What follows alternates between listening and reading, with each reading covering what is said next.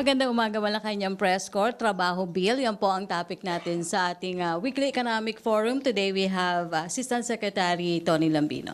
Salamat, Rocky. Good morning and welcome to the weekly economic briefing jointly hosted by the Economic Development Cluster and PCOO. During the 2018 State of the Nation address, President Duterte thanked Congress for the timely passage of the train law, underscoring that through train, funds had been made available for better infrastructure, health, and education. He also added that resources to help poor families and senior citizens cope with rising prices were made available through the legislative measure. The President also urged Congress to pass Package 2 of the Comprehensive Tax Reform Program, which will make our tax system simpler, fairer, and more transparent. He said that we cannot deliver on the promise of a more comfortable life for all without an equitable tax system. Since then, Speaker Arroyo has stated that the bill is a legislative priority, and Senate President Soto filed his own version of the bill. To present the key features of Package 2, named Trabaho Bill by the House Committee of Ways and Means, we have with us this morning my boss, Undersecretary Carl Kendrick Chua, and for additional Department of Finance matters, we have also asked Assistant Secretary Paula Alvarez to join us. Undersecretary Chua. Maraming salamat, Asek Tony. Magandang tanghali po sa lahat. Ang ibabahagi ko po ngayon ay yung Package 2 ng ating Comprehensive Tax Reform, ang Corporate Income Tax and Fiscal Incentives Reform. Ang iba ay tinatawag itong Train 2 o yung Trabaho Bill, Tax Reform for Attracting Better and High-Quality Opportunities. Ang ipapaliwanag ko po ngayon sa inyo ay yung layunin kung bakit ginagawa natin ang Package 2 at yung resulta ng ating cost-benefit analysis para malaman natin kung yung binibigay nating incentives ay bumabalik sa atin sa pamamagitan ng mas maraming trabaho, investment, productivity at exports. Ang unang dahilan kung bakit ginagawa natin ang reformang ito ay dahil napakataas ang ating corporate income tax rate o yung tax rate na binabayad ng mga korporasyon, maliit o malaki man, banyaga o domestic, 30% po ng net income. Yung ating karatig bansa ay binaba na nila ang corporate income tax rate nila mula 20 to 25%. Kaya ang unang gagawin natin sa ating reforma ay ibaba ang corporate income tax. Pero ang ibig sabihin nito ay hindi malaki ang collection natin dahil mababa ang ating productivity. Yung Pilipinas in 2016 sa ating 30% corporate income tax, 3.7% of GDP lamang ang kinokolekta natin. Ginawa nating percent of GDP para makumpara natin sa ibang bansa. Ang productivity natin, 12.3%. Kung ikukumpara natin yung Vietnam, halimbawa, yung kanilang corporate income tax rate ay 20%. Mas mababa sa atin. Pero ang collection nila, 7.1%. Ang kanilang revenue productivity or efficiency ay 35.6%. Isa lamang ang dahilan dito. Mataas ang ating rate, pero napakakitid ng ating tax base. Ibig sabihin, marami ang exempted. Sa Vietnam naman, mababa ang kanyang tax rate, pero halos lahat ng babayad, kunti lang yung exemption, kaya mas patas. Yan po yung problema na ayusin natin sa Package 2. Sa kabilang kamay, mayroon pa tayong napaka-komplikadong tax incentive system. Tayo lang ang nag-iisang bansa sa ating region na nagbibigay ng incentives na forever. Ibig sabihin, kung nabigyan na, hindi na binababawi yan, forever na na-enjoy. Meron po tayong 14 na investment promotion agencies tulad ng PEZA, BOI. Meron po tayong 123 investment laws and 192 non-investment laws. Sila po ay lahat nagbibigay ng incentives. Kaya kung ikaw ay isang accountant, kailangan mo i-memorize ang lampas sa 300 laws. Tapos meron din tayong 911 na ecozones, kaya mahirap din i-manage lahat to. Yung ibang bansa po, halos isa lang o dalawa ang IPAs, isa o dalawa lamang ang batas kung saan nanggagaling ang mga incentives, at hindi po forever ang pagbigay ng incentives, 20 years ang maximum na nakikita namin. Next slide. Ayan, nakita niyo forever pa rin yan. So next slide. Ang dulot ng ating dalawang sistema ay malaki ang hindi pagkapantay-pantay. Ang mga kumpanya na walang incentives nagbabayad ng 30%. Pero yung mga may incentives mababa, 6 to 13% lamang ang binabayaran nila. At halos lahat ng small and medium enterprises, 90,000 po sila, ay nagbabayad ng 30%. Pero yung may incentives, yung mga malalaki at yung mga foreign, halos 0 to 5% on gross lamang. In 2015, 301 billion ng incentives ang binigay natin. Kaya kami sa Department of Finance, gusto namin malaman kung bumabalik ba talaga ang napakalaking halagang na nabibigay natin. Dahil sa TIMTA Law or ang Tax Investment Management Transparency Act na pinasa ng nakaraang Kongreso, ay alam na natin kung magkano talaga ang binigyan nating incentives. Yung pwedeng income tax holiday or zero ang binabayad mula 4 hanggang 8 taon o yung special rate na 5%. Ayon sa TIMTA Law, ang resulta ay ang mga sumusunod. Sa 2015, 301 billion ang binigay nating incentives sa 2,844 firms. Ang breakdown ay may income tax incentives, customs duties, VAT, and so on. Sa 2016, yung preliminary na nasimulan na namin, sa income tax incentive lamang, from 86 billion sa 2015, lumaki na ito sa 121 billion. In customs duties din, lumaki din ng malaki. Mas malaki yung nilaki niya. Kaya yung subtotal niyan, yung 104 sa 2050, naging 179. Hindi pa namin tapos yung pag-compute. Pero ito ay ini-enjoy lamang ng 3,102 firms. So ngayon, siyempre kami, okay lang kami magbigay ng incentives, basta bumabalik siya in benefits. Yan yung papaliwanag ko ngayon sa ating cost-benefit analysis. Simula po tayo sa Foreign Direct Investment or FDI. Ang isang dahilan kung bakit tayo nagbibigay ng incentive ay ma-attract po tayo ng mas maraming FDI. Pero ang Pilipinas, kahit na forever at napaka-generous ang incentives na binibigay, halos wala po ang pinagbago sa ating FDI. Yung itim na line, yan yung Philippines. Ikumpara po natin sa ating mga neighboring countries na hindi forever ang incentives, sila ay nakaka-attract ng mas maraming FDI. Baka ang dahilan dito ay kulang sa infrastructure, sa skills. Yan po ang bibigay natin ng pansin ngayon, hindi lamang yung incentives. Ang pangalawang dahilan kung bakit nagbibigay po tayo ng incentive ay ma-promote ang ating export sector. Pero kahit na lumalaki po ang peso or dollar value ng export, yan yung violet line, pabagsak naman po ang export to GDP ratio, yan yung orange na line. Yan ang mas mahalagang indicator kung productive or competitive tayo.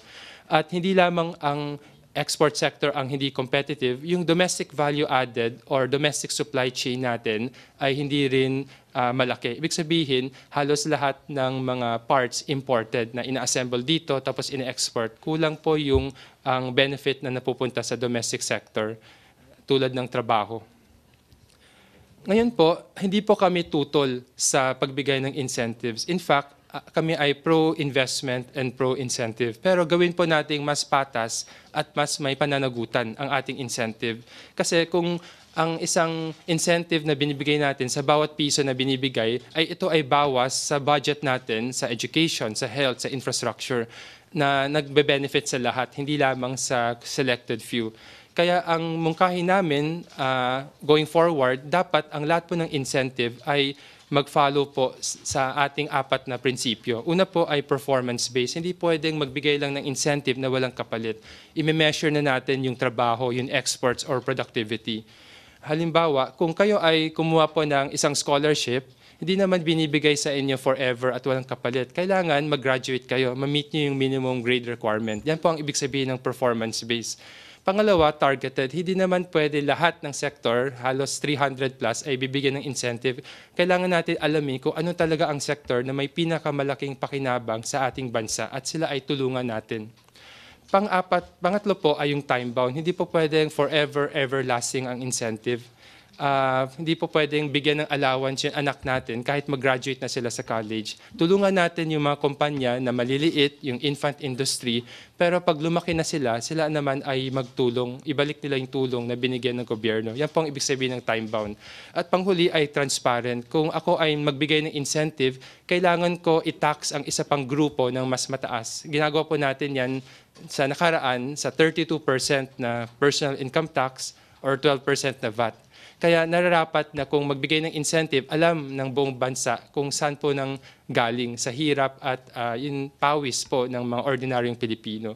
At kung masusunod ito, ay tuloy po ang pagbigay ng incentive. Pero kung hindi po masusunod ito, dapat bawasan na natin kasi mas may malaking dahilan at reason kung bakit natin kailangan ilaan yung pera sa ibang mga pangunahing programa. Ngayon, sa second part ng aking presentation, papakita ko po ang resulta ng cost-benefit analysis. Malalim po yung analysis, pero ang gagawin ko po ngayon ay yung highlights lamang. At pwede nyo naman tingnan yung detalye sa aming website. Ginagawa po natin ang cost-benefit para malaman kung yung 301 billion na binigay natin in 2015 ay nakabalik at nakabenefit sa ating bansa. Kasi kung nakabenefit naman, tuloy po natin ang incentives. Pero kung hindi, kailangan na natin bawasan ito para ilaan sa mas mahalagang programa. Apat po yung aming methodology. Mabilis ko lamang papaliwanag. Yung una po, alamin po natin ang implicit labor subsidy. Magkano ang kailangan para makalikha ng isang trabaho? Pangalawa ay yung counterfactual analysis. Ikumpara natin ang isang firm or kumpanya na tumatanggap ng incentive sa isa bang kumpanya na hindi tumatanggap ng incentive. At tingnan natin kung mas magaling talaga ang kumpanya na tumatanggap ng incentive sa pamamagitan ng paglikha ng trabaho, exports, or productivity. Pangatlo ay sa bawat incentive na binigay, magkano talaga ang bumabalik sa atin in taxes from VAT, from the multiplier effect, at yung mga sweldo dahil mas maraming trabaho na ang nalikha. At pagsamahan po natin lahat ay yung direct and indirect or total benefit or accounting of benefit and cost ang titingnan po natin. So ano po yung resulta ng ating cost-benefit analysis? Una po, on average, para makalikha ng isang trabaho, kailangan po natin maglaan ng 257,281 peso kada taon para lang sa isang trabaho. 104 billion po ang nilaan natin in 2015 para makalikha ng 402,000 jobs. Pangalawa po, sa ating counterfactual analysis, sa statistics ang methodology ay tinatawag na propensity score matching. Ang ginawa natin ay ikumpara ang isang IPA-registered firm na tumatanggap ng incentive at isang non-IPA registered firm na walang incentive. At ang nakita po namin sa aming analysis ay in general, registered firms when compared to non-registered firms ay halos walang pinagbago or pinag-iba sa level of employment, sa average wage, pero mas mataas po sila magsweldo sa kanilang top management. Sila ay nag-i-invest ng mas marami in fixed assets, pero ito ay obvious kasi bago makatanggap ng incentive, kailangan mag-invest, pero kulang sa R&D or research and development. Ang exports to sales nila halos pantay at walang pinagkaiba sa productivity. Kaya sa aming pananaw, baka maraming incentives ay unnecessary. Papaliwanag ko mamaya ang ibig sabihin nito. Yung pangatlong resulta ay yung kada incentive or kada piso of incentive na binibigay natin, nakikita po namin ay 32 centavos lamang ang bumabalik.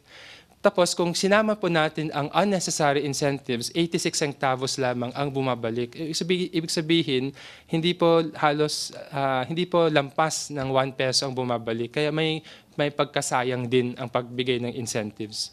Bago ko paliwanag yung panghuling resulta, papaliwanag ko muna ang pinagkaiba ng necessary and unnecessary incentives. Una po, kung napakatagal na ang incentives na ini-enjoy ng isang kumpanya, baka unnecessary na. Kasi sila ay tinulungan, lumaki na at sana sila ay tumulong sa gobyerno o sa ating bansa. Halimbawa po, ang aming nakita po sa TIMTA results, 645 ang bilang ng kumpanya na lampas 15 years na ang incentive nila. Yung iba, halos 40 years na. So, ang pananaw po namin ay tinulungan na natin sila na lumaki mula infant to adulthood. Ngayon ay sila ay kumikita at lumago na sila. Baka pwede naman sila ang tumulong sa atin. Yan po ang ibig sabihin ng isang unnecessary incentive. Pangalawa ay yung high profitability. Ano ang ibig sabihin nito? Kung ang isang kumpanya ay napakalaki ang kita, tapos ang dividend sila ay napakalaki din, ibig sabihin, ang isang bahagi ng kanilang kita ay binabalik nila sa may-ari in terms of dividends, ay baka hindi na kailangan. At nakikita po namin sa aming analysis ay halos 55 billion more in dividends ang binabalik ng mga firms receiving incentives sa kanilang may-ari or mga kanilang owners.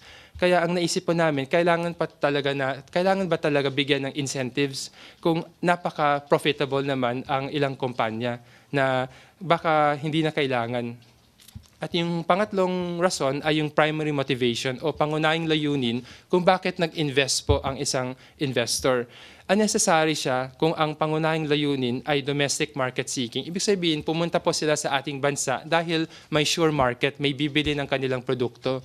Kaya hindi na kailangan yung incentive. Ang pangalawang unnecessary reason ay yung resource seeking. Ibig sabihin, pumunta po sila sa ating bansa dahil may lupa, may yaman sa lupa or minerals, may Filipino talent na wala naman sa Vietnam or China. Yan sa pananaw namin ay hindi kailangan bigyan ng incentive. Pero kung ang pangunahing layunin nila ay export, efficiency seeking, or footloose, ibig sabihin pwede silang pumunta sa Vietnam or India or China, yan po ang tulungan natin.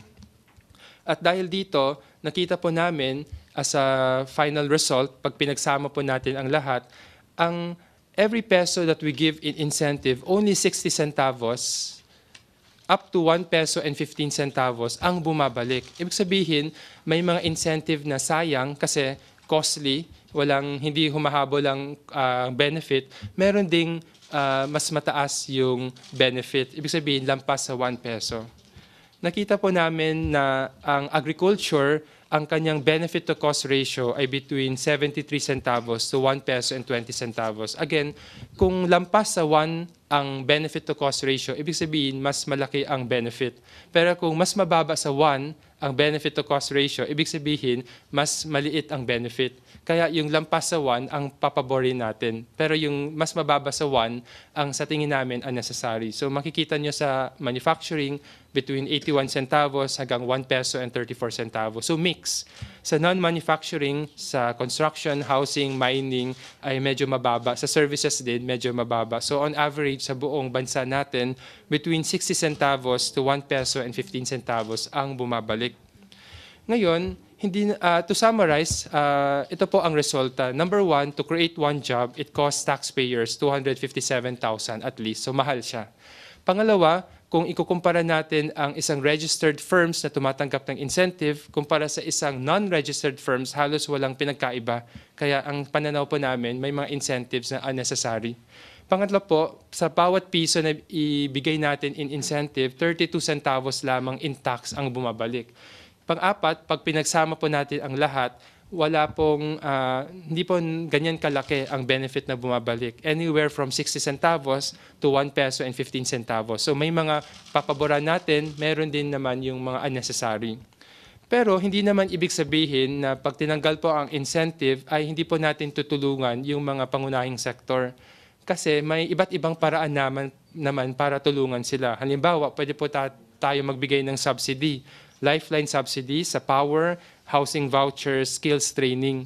Pwede rin natin solusyonan yung napakahalagang pangangailangan sa infrastructure, education, and health para maiwasan na natin yung paggamit ng incentive bilang band-aid solution. Kasi 50 years na natin na may problema sa infrastructure, sa education at health at hindi po natin mabigyan. Kaya ang tulong po natin ang incentive. Pero sa bawat pagbigay ng incentive ay bawas ito sa budget sa infrastructure, health, and education. To summarize, incentives must be performance-based, targeted, transparent, and time-bound. Kung ma-meet naman lahat, tuloy po ang pagbigay natin ng incentive. At kailangan natin ayusin ang monitoring and evaluation at ang mga industriya na napakahalaga, sila ay ilalagay natin sa Strategic Investment Priority Plan para ma-promote natin ang job creation, research and development, countryside development, skills training, at innovation. So yan po ang kwento ng Package 2 o yung Train 2 o yung Trabaho Bill. At sana po mas naintindihan niyo po yung layunin at yung rason namin kung bakit ito ay mahalaga para sa ating bansa. Maraming salamat po. MPC, may questions? RJ? Microphone, please.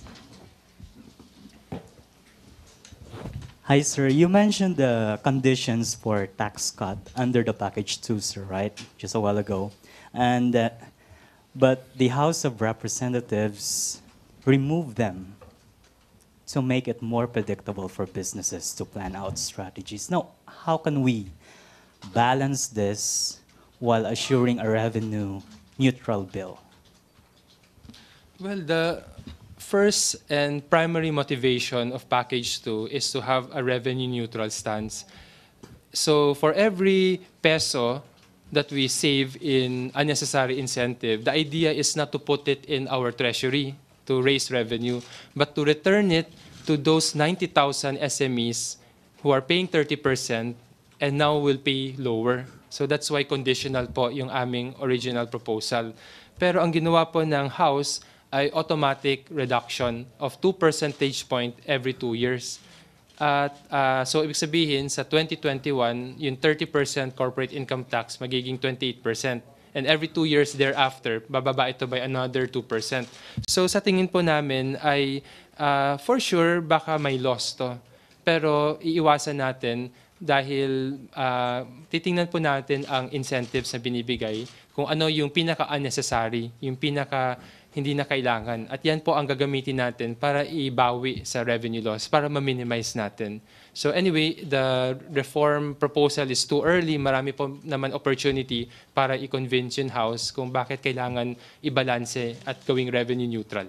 So anong klaseng pagko-convince po yung gagawin? Well, alam mo, tuloy-tuloy po yung aming outreach sa inyo, sa Kongreso, sa public. Halimbawa po, yung unang proposal ng House ay automatic 1% starting next year. Yung napag-usapan namin, yung risk of having a loss and higher deficit, naintindihan po nila. So ginawa na nilang every 2 years or dinefer. So yan po yung halimbawa ng continuing dialogue para maka-arrive po tayo sa isang balancing reforma. Sir, the other tax packages, have you submitted everything to Congress? Yes, we submitted all that we promised, all 5 packages. The last one was submitted on July 26. So, ipaliwanag ko lamang muna kung ano yung 5 packages. Yung una po ay yung package 1, yung train. Pero may kasama siya na hindi napasa. Ito yung amnesty and bank secrecy, automatic exchange. So, ito yung tinatawag natin 1B. Kasama rin po yung adjustments sa motor vehicle user tax. Yung package 2 ay yung pinresent ko ngayon, yung corporate income tax and fiscal incentives. Yung package 3 ay yung property valuation. Yan yung sinamit po namin July 26. Package 4 is on financial taxes and interest and capital income taxes na sinamit namin on July 24. Yung package 5 na naging package 2 plus na, ito ay yung mining, alcohol, tobacco. Ito ay nasubmit na rin namin earlier in the year. So lahat po nasa Congress na. So sir, ang target natin is by year-end, pasado ito. Sana po. But 2019 elections next year, how significant is that? Ganito po, yung president naman ay sinabi niya na napakahalaga para sa kanyang programa ang tax reform. At si Speaker Arroyo, sineryoso naman niya. Kaya bumilis, kaya hopeful kami na bibilis rin yung ibang packages. Sir, sa budget, okay lang ba? Budget? Yes. Kung alam ko po yung sagot, kung hindi, i-defer ko po kayo sa Sir, DBM. economic managers meeting with President Duterte on budget because the House has this proposal of a hybrid budget. So what's the position of the economic team on that? Yan, hindi ko masasagot. Baka si Asek Paula? Sir, I think for the budget issues, it is really Secretary Bedjok who is in charge. Thank you. Okay, MPC question. Sir, may question muna si Pia Reñada ng Rappler. The current form of trabaho bill is revenue negative of losses amounting to around 62 billion pesos. Unlike the initial proposal of Department of Finance, which is revenue neutral, how will government catch up or offset this? Opo, yung paliwanag ko ulit, yung aming original proposal, ang sabi po dyan, dapat maghanap muna tayo ng 26 billion in savings from the unnecessary incentives.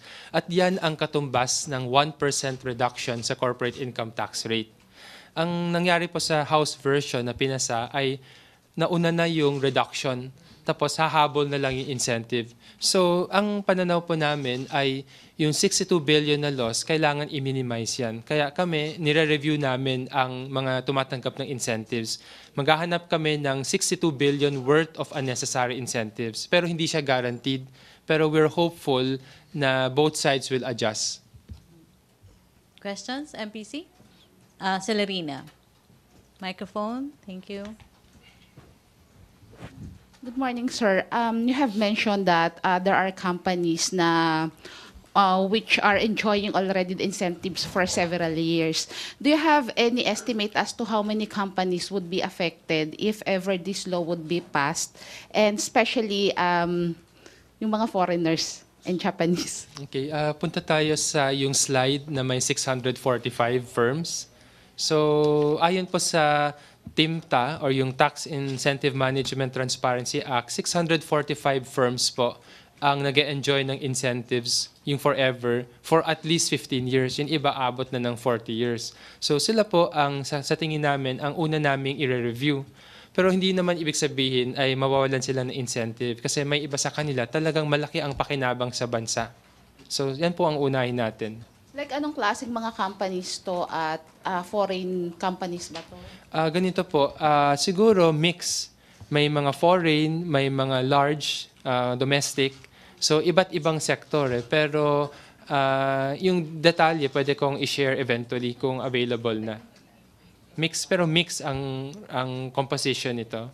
May domestic, may foreign, may large and may kunting medium. Pero halos lahat ay large and foreign. Sir, nag-raise before ng concerns to ng mga companies, mga investors regarding this proposal. Have you talked to them and explained to them and assuaged their concern? Halos 500 plus forums na at meetings ang ginawa po namin since the start of the year.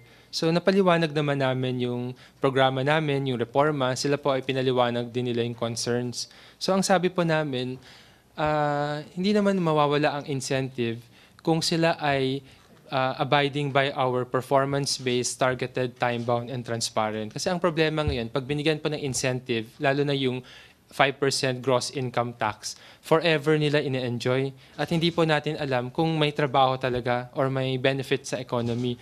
Ang ginagawa naman natin ngayon ay tutulungan pa rin natin sila, pero time-bound siya per project. After the expiration of the incentive for that project, they can always apply. In fact, they can enjoy the incentives forever, so long as every 5 years or 7 years in rural areas, sila ay magpapakita ng innovation or some expansion na may technological change. So yan po yung gusto namin, para hindi lamang incentives na forever na walang kapalit. Ngayon ay incentives for a return, and that is either jobs or countryside development or so on.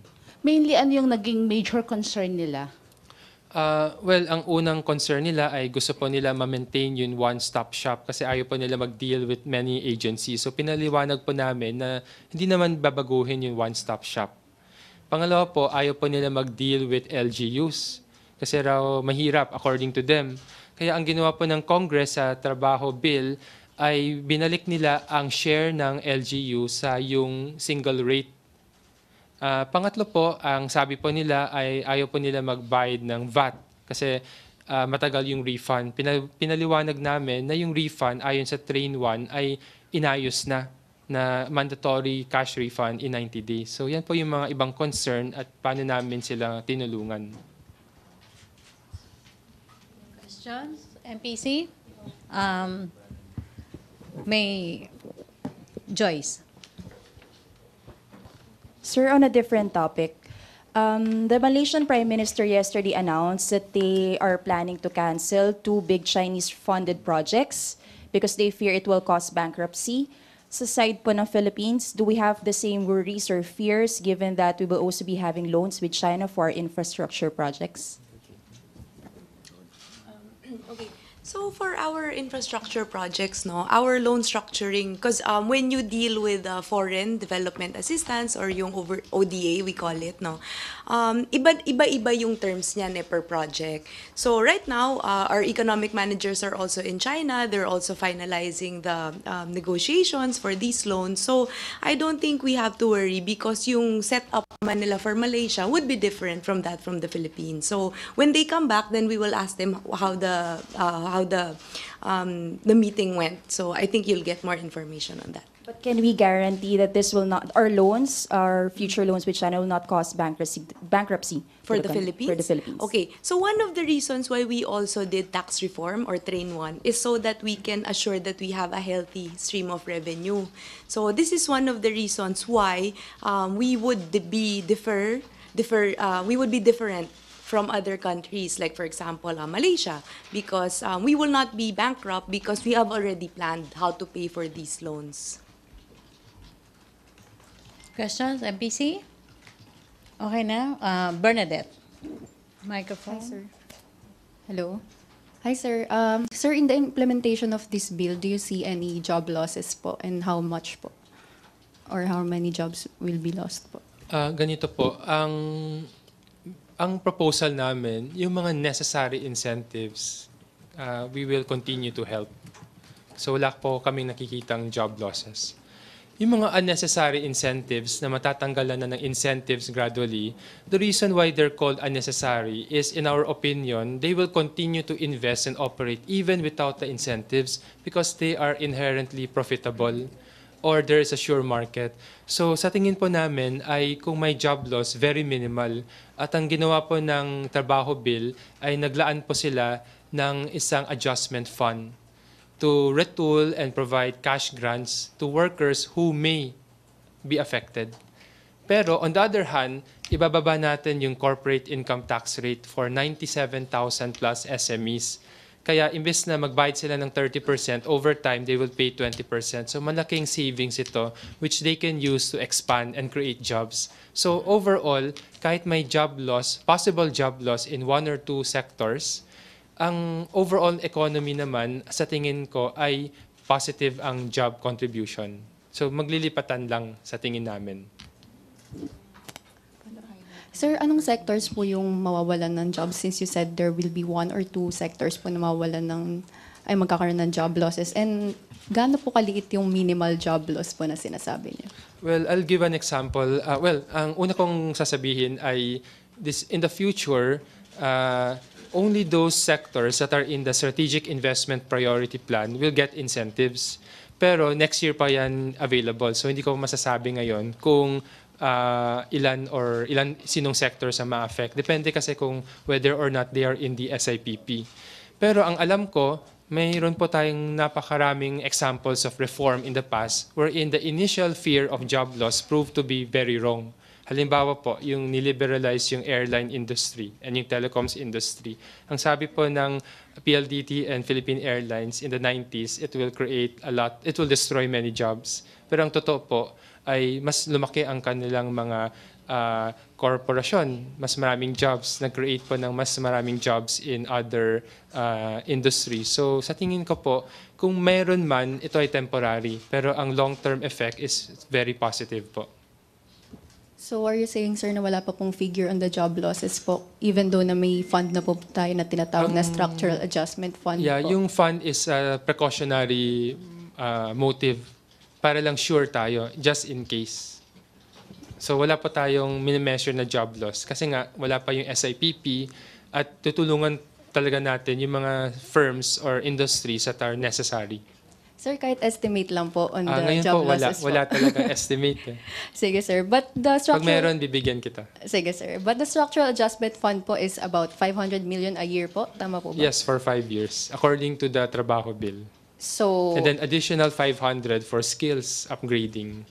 so hindi po ba to ibig sabihin na ina-admit ng DOF na magkakaroon nga ng job losses kaya ginawa po yung structural adjustment fund po? Katulad sa budget natin, marami tayong mga funds, like calamity fund.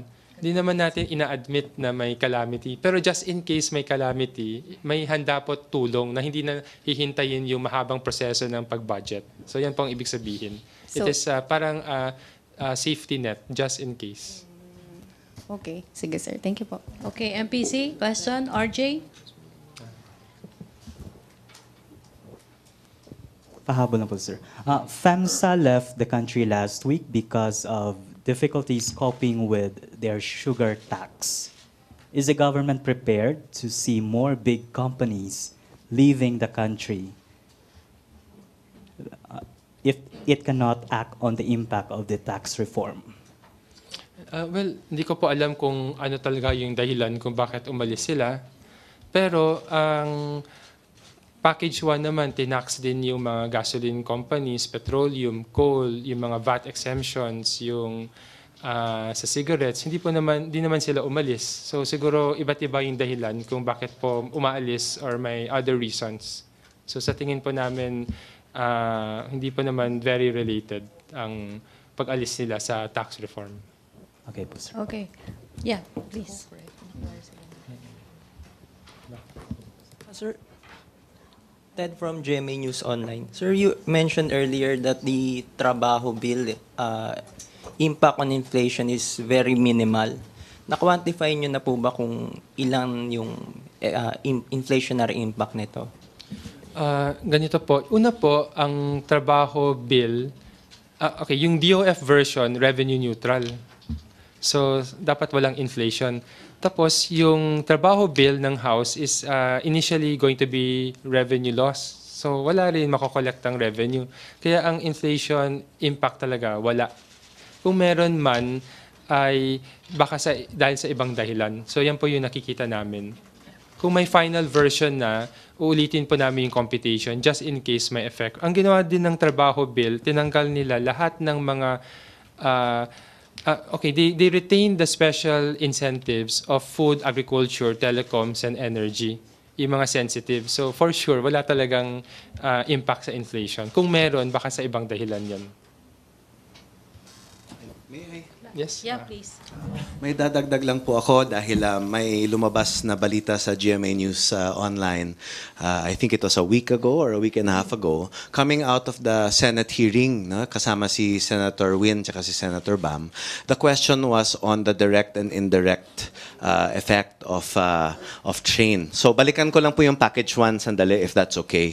Natanong po kasi ni Senator Aquino kung kasama ba ang indirect effect, which is the sort of the second round effect of train on inflation. Ang medyo nalito po kami during the conversation because there was a conversation right before that with Deputy Governor Diwa Gunigundo about the demand side factors, no? Meaning when people have more money in their pocket, isn't that inflationary? And as we know, it is. And therefore, ano yung effect nun on the higher prices? And actually, yun yung hindi kasama na indirect effect on the consumption side. But if I may please correct the response I gave that GMA News Online reported, that actually for the supply side factors, meaning for instance fuel, and how it affects the cost of other products down the line. Kasama po yun. Both direct and indirect effects were included in the DOF estimates that Yusek Chua presented to Congress starting last year, even when train was being discussed. Okay, last question na tayo. Bernadette. So sir, since meron pong minimal job loss po, how can we call this trabaho bill po? Well, actually, let me clarify. Wala pong minimal job loss. Kasi nga, ang sabi ko, we are going to help all the firms that are necessary. And those that are unnecessary, we believe, will continue to operate and invest. And we also have the lowering of the corporate income tax rate from 30 to 20, which will create a lot of opportunities for expansion and job creation. So I want to clarify now, we do not see any job loss. But there is the adjustment fund just in case, so that we don't go through a long process of getting the funds available. Okay. Thank No, you. sige, sige, question, Sinap. Microphone please, Bernadette. I-highlight ko lang just one more, Bernadette. As I mentioned, there are only 3,000 firms receiving incentives and 900,000 micro, small, and medium enterprises with much, much, much more jobs that they can create or expand. So in the whole reform, that's why we do not see job losses. In fact, this is the bill or reform that will massively create many jobs for the economy as a whole. Sir, nasa China ngayon sila CGD and SecBen. May mga inaasahan na po bang loan agreements na masasignan? Kasi so far, parang isa pa lang na loan from China yung napipirmahan. As of the moment, we don't have info yet because it's still ongoing. So, yung protocols kasi when you negotiate, you cannot disclose to the public how much and unless it's already finished. So, right now, we still have no information.